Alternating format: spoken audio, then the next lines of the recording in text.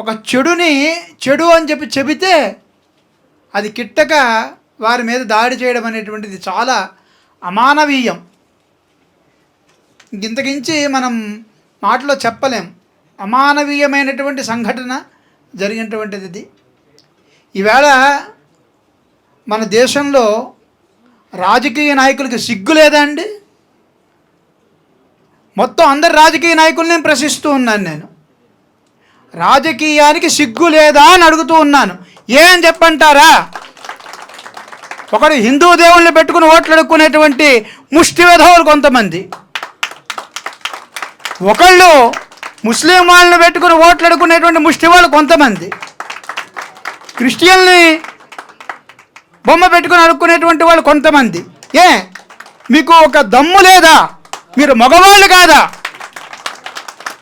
మీకంటూ మీ కాళ్ళ మీద నిలబడి మీ చేతులు జోడించి ఓటు అడిగితే వేయటువంటి వాళ్ళు ఎవరు లేరా? మీకు దేవుణ్ణి అడ్డు పెట్టుకుని మీరు రాజకీయం చేయాల్సినటువంటి అవసరం ఏముంది? సిగ్గుండాలి ప్రతి రాజకీయ నాయకుడికి కూడా. నేను ప్రతి ఒక్కరికి కూడా ఈవేళ ఈ మీటింగ్లో 100 మంది వచ్చి ఉండొచ్చు, కానీ యావత్ రాజకీయ నాయకులు మొత్తానికి కూడా నేను ప్రశ్నిస్తూ ఉన్నాను. దేవుడి పేరు చెప్పి ఓట్లు అడుక్కోవడానికి మీకు సిగ్గు ఉండాలి. దయచేసి రాజకీయాల్ని మతపరంగా కూడా ఎవరు కూడా చెయ్యవద్దు. రాజకీయం వేరు, మతం వేరు, దేవుడు వేరు. దేవుణ్ణి నమ్ముకోండి తప్ప దేవుణ్ణి అమ్ముకోవద్దు. దేవుణ్ణి పెట్టుకుని మీరు బతకడానికి ప్రయత్నం చేయవద్దు రాజకీయంగా అని చెప్పి నేను యావత్ రాజకీయ నాయకులకి కూడా నేను ప్రశ్నిస్తూ ఉన్నాను.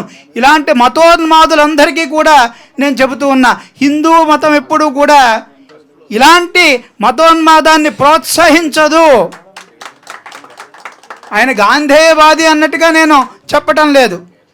నేను గాంధీ గారిని చూడలేదు. రమణమూర్తి గారిని కలవడానికి ముందర నేను గాంధీ గారికి వ్యతిరేకిని, చాలా వ్యతిరేకిని.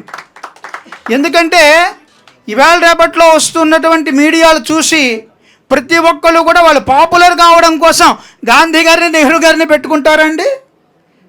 గాంధీ గారు ఈ పని చేశాడు, నెహ్రూ గారు ఆ పని చేశాడని చెప్పి నువ్వు యూట్యూబ్లో పాపులర్ కావడానికి ఈ రకమైనటువంటి మహానుభావులను పట్టుకుని మీరు వాళ్ళని అశ్లీలంగా చూపిస్తే అసలు ఏమైనా అసలు సమాజం ఎలా ఉంది? అసలు అడుక్కు తిను, రోడ్డు మీద బట్ట వేసుకుని రోజుకు 100 రూపాయలు వస్తుంది అంతే తప్ప యూట్యూబ్ ఛానల్ పెట్టుకుని గాంధీని నెహ్రూని ఇలాంటి మహానుభావులను నువ్వు దయచేసి నీవు చెడు చేయవద్దయ్యా.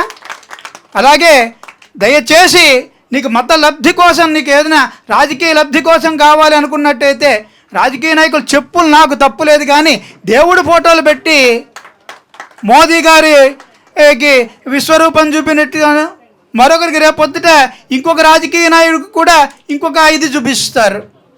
ఎందుకండి ఈ బతుకులు? నీ అంతటి నీవు బతకలేవా సమాజంలో?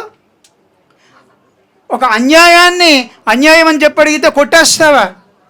ఏమైనా అసలు సమాజం ఎటు వెళుతూ ఉంది? అలాంటి వ్యక్తిని కూడా క్షమించేటువంటి మనస్తత్వం ఆయనకైతే ఉంది, కానీ నాకైతే లేదని చెబుతూ ఉన్నాను నేను. నిజంగా మా తండ్రి గారికి ఈవేళ అవమానపడితే నాకు ఎంత బాధ కలుగుతుందో అంతకంతే కూడా నేను బాధపడుతూ ఉన్నాను, ఆవేదనతోనే మాట్లాడుతూ ఉన్నాను. నాకు మాటలు రావటం లేదు, ఇంతకు మించి సమయాన్ని తీసుకోవటం లేదు. జై భారత్.